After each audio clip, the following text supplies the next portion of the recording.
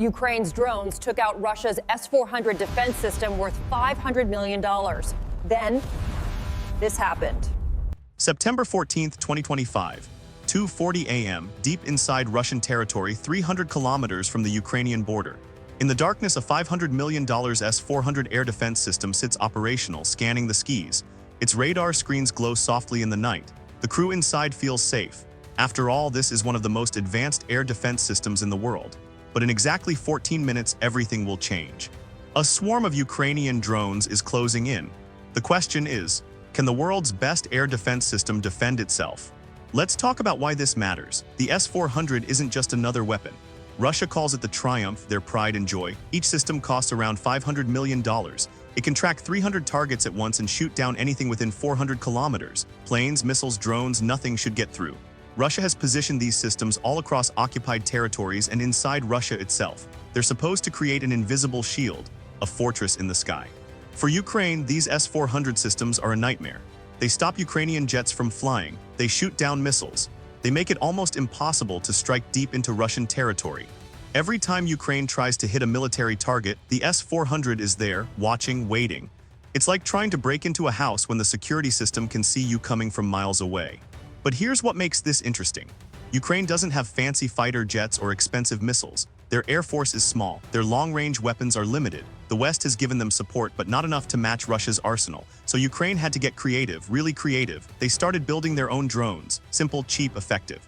While Russia spent $500 million on one S-400 system, Ukraine could build hundreds of drones for a fraction of that cost.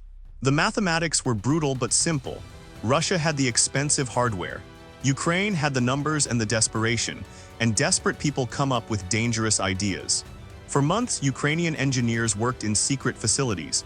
They modified commercial drones, they attached explosives, they extended flight ranges, they tested navigation systems. The goal was clear: find a way to hit targets deep inside Russia, targets that everyone said were impossible to reach, targets like the S-400.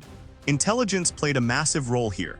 Ukrainian operatives, local resistance groups, and satellite data all came together. They mapped out where Russia positioned its S-400 systems. These weren't random locations. Russia placed them strategically, protecting military bases, ammunition depots, and command centers. Each S-400 was surrounded by other defenses, layers upon layers of protection. The Ukrainians studied the patterns. When do the crews change shifts? When are the systems most vulnerable? How can you approach without being detected? These weren't questions with easy answers. The S-400's radar can spot a tennis ball from 400 kilometers away. How do you hide from that? The answer came from an unexpected place: quantity over quality. Don't send one expensive missile. Send dozens of cheap drones, overwhelm the system, make it choose which threats to engage, create confusion. It's like fighting someone with a sword when you have 1,000 needles. Sure, the sword is powerful, but can it block every needle at once? Ukrainian planners developed a new tactic. They called it swarming. Launch multiple drones from different directions, different altitudes, different speeds. Some drones would be decoys designed to look threatening but carrying no payload. Others would be the real attack units. The S-400's radar operators would see dozens of targets approaching. Which ones are real, which ones are decoys? In the seconds it takes to decide, the real attackers slip through. But there was still a problem: range. Most Ukrainian drones couldn't fly 300 kilometers. The batteries wouldn't last, the navigation would fail, so engineers made modifications. They stripped away everything unnecessary: no cameras, no fancy electronics, just fuel, explosives, and a basic GPS system. They made the drones lighter. They added extra fuel capacity. They tested them dozens of times. Some tests failed spectacularly. Drones crashed. Navigation went haywire. Explosives didn't detonate, but slowly, bit by bit, they improved. By September 2025, Ukraine had drones that could fly 400 kilometers, silent, small, deadly. Now came the hard part: choosing the target. Intelligence reports showed several S-400 systems within range. But which one? The military commanders debated for days. They needed a target that would send a message: show Russia that nowhere is safe, show the world that Ukraine could strike back. They settled on an S-400 system positioned near a strategic airbase. It was protecting Russian bombers, the same bombers that had been striking Ukrainian cities. The date was set: September 14th. The time, 3 a.m., when human alertness is at its lowest. The plan: launch 48 drones in waves. The first wave would be decoys, 20 drones with no explosives, just noise and heat signatures. They would trigger the S-400's radar and force the crew to engage. The second wave, 28 drones with actual warheads, would follow minutes later, approaching from different angles. On the night of September 13th, Ukrainian operators prepared the drones. Each one was checked 3 times, GPS coordinates programmed, fuel tanks filled. The launch sites were spread across multiple locations. If Russia detected one launch site, they couldn't stop all the others. At 2:23 a.m., the first drones lifted off. Silent shadows against the night sky. They flew low, hugging the terrain to avoid radar detection for as long as possible. The operators watched nervously. Would the navigation hold? Would the drones make it? The Russian S-400 crew had no idea what was coming. Their radar screens showed normal readings. A quiet night. Some of them were drinking tea, others were half asleep. The system's radar was operational, but human vigilance was low. It's hard to stay alert when nothing happens night after night.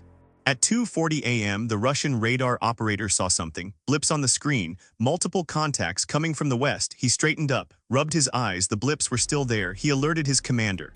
Within seconds, the S-400 system roared to life. Radar locked on, missiles prepared. The crew scrambled. 20 contacts, all heading toward them. The commander's mind raced. What is this? Ukrainian drones? How did they get this far? He ordered engagement. The S-400's missiles streaked into the sky. Explosions lit up the darkness. The Russian crew watched as their missiles found targets. 17 hits. 18, 19, they were shooting down the threats. But something felt wrong. The commander looked at his screen. The drones were too easy to hit, almost like they wanted to be detected. And then his blood ran cold. A second wave, 28 new contacts, different directions, lower altitude. These weren't decoys. The S-400 had already fired most of its ready missiles at the first wave. Reloading would take minutes they didn't have. The crew watched helplessly as the second wave of drones closed in. The system tried to engage, but there were too many targets. It could track them all, but it couldn't shoot them all down fast enough. The first real attack drone hit at 3:01 a.m. It slammed into the S-400's radar array.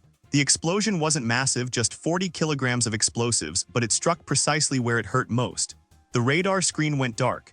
The crew shouted orders, trying to switch to backup systems, but more drones were incoming. 2 more hit within seconds. One struck the missile launcher. Another hit the command vehicle. The explosions tore through the sensitive electronics. Flames erupted. Crew members ran for cover. The sophisticated $500 million system was being torn apart by drones that cost maybe $50,000 each. Within 6 minutes, it was over. The S-400 system was destroyed, not damaged, destroyed. 12 drones had hit their marks. The others were shot down or crashed due to damage, but 12 was enough. The radar was gone. The launchers were burning.